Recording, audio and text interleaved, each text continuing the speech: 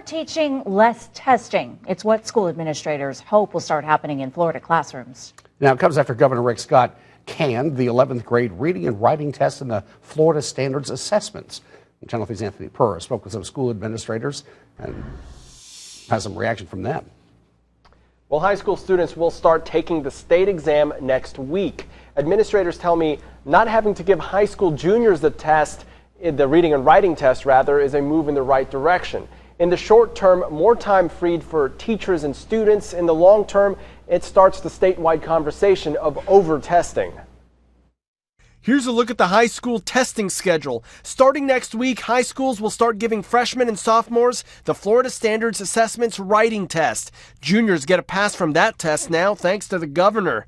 Then starting April 13th, the state reading exam. Again, juniors get a pass from that. And finally, April 20th, end of the course exams from U.S. history to math. Lisa Morgan is the director of high schools for Escambia County, overseeing curriculum for the district's 7 high schools. When you start testing now and you're testing all the way to the end of the year, it's very hectic. The tests your student should be most worried about: the end of course algebra exam and 10th grade reading and writing. Those are requirements for graduation. They have until their senior year to take the tests until they pass. As for those end-of-course exams and other subjects, the state just keeps adding more each year. Similar to a course final, they count 30% of your child's grade. Failing one could mean repeating the course or going to summer school. And it doesn't just count for student grades, it also counts for teacher evaluations.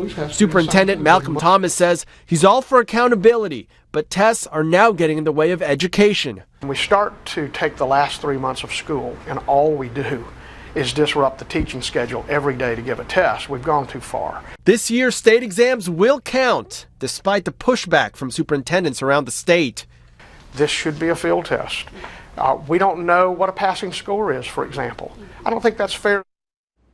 Now, the governor wants lawmakers to repeal the law that authorized the Florida Standards Assessments test, but it's not clear if that will happen. Bob? Anthony, thank you.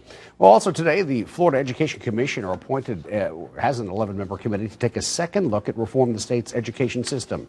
Patty Hightower, an Escambia County School Board member, is one of the people serving on that committee.